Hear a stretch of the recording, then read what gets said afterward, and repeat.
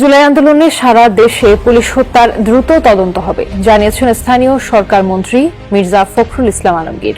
জুলাই বিপ্লবের পরে পুলিশের যে একটা মনোবল সেটা শূন্যের কোঠায় ছিল, জনগণ থেকে আমাদের পুলিশ বিচ্ছিন্ন ছিল। জুলাই বিপ্লবের গুটি কয়েক লোকের ভুল সিদ্ধান্তের কারণে বা নেতৃত্বের কারণে সরকার ক্ষমতা আসার পরেই সকল অপরাধীদের বিরুদ্ধে অভিযান অব্যাহত আছে এবং এটা চলমান থাকবে।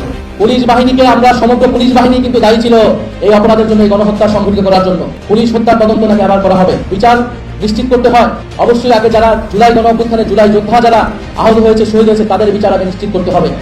পুলিশ হত্যা করেছে, মাননীয় স্পিকার, সেই হত্যাকাণ্ডের কোনো তদন্ত হয়নি, জবাবদিহিতার মধ্যে আনা হয়নি, এমনকি ন্যূনতম কোনো প্রশ্নের উত্তর আমাদের স্বরাষ্ট্র মন্ত্রণালয় থেকে আমরা পাইনি। প্রতিবাদে আমরা এই সংসদ থেকে আপাতত বাংলাদেশের রাজনৈতিক ইতিহাসে 5 আগস্ট ছিল এক উত্তাল দিন। তখন ছাত্র জনতার আন্দোলনের মুখে ক্ষমতা হারিয়ে দেশ ছাড়তে বাধ্য হন সাবেক প্রধানমন্ত্রী শেখ হাসিনা। কিন্তু 5 আগস্টের আগে সেই উত্তাল দিনে সেই আন্দোলনে কিছু বিতর্কিত জুলাই যোদ্ধাদের ভুল নেতৃত্বে অসংখ্য নিরীহ পুলিশকে হত্যা করা হয়। শুধু তাই নয়, কিছু তথাকথিত জুলাই যোদ্ধা এবং সরকারের ইন্ধনে বঙ্গবন্ধুর ঐতিহাসিক স্মৃতিচিহ্ন ধানমন্ডি 32 ভাঙচুর করা হয়।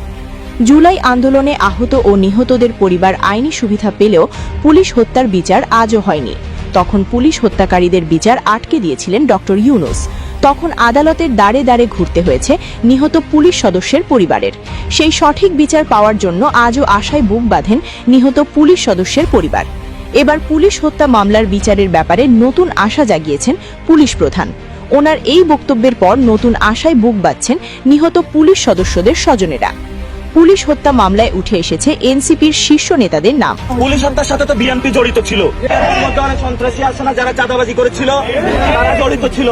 হত্যার সাথে এই যে থানাগুলা বিভিন্ন জায়গায় যে হামলা ভাঙচুর করেছিল, এগুলা হলো বিএনপির অনেক সন্ত্রাসী জড়িত ছিল। তারা এটা করেছে এজন্য আমাদের উপরে দোষ দেওয়ার জন্য।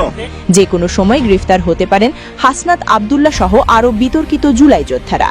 তবে এখন সবচেয়ে বড় প্রশ্ন, সত্যিই কি এবার বিচার হবে, নাকি আগের মতোই সময়ের সঙ্গে চাপা পড়ে যাবে সবকিছু?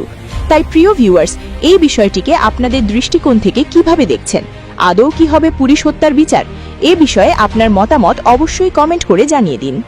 ছিল জুলাই বিপ্লবের গুটি কয়েক লোকের ভুল সিদ্ধান্তের কারণে বা নেতৃত্বের কারণে পুলিশ সহ অনেক লোকই মারা গিয়েছে। আইন অনুযায়ী প্রত্যেকটা জিনিসের যা হবার সেটাই হবে। তারা জড়িত ছিল। হত্যার সাথে এই যে থানাগুলা বিভিন্ন জায়গায় যে হামলা ভাঙচুর করেছিল, এগুলা হলো বিএনপির অনেক সন্ত্রাসী জড়িত ছিল। তারা এটা করেছে এজন্য আমাদের উপরে দোষ দেওয়ার জন্য।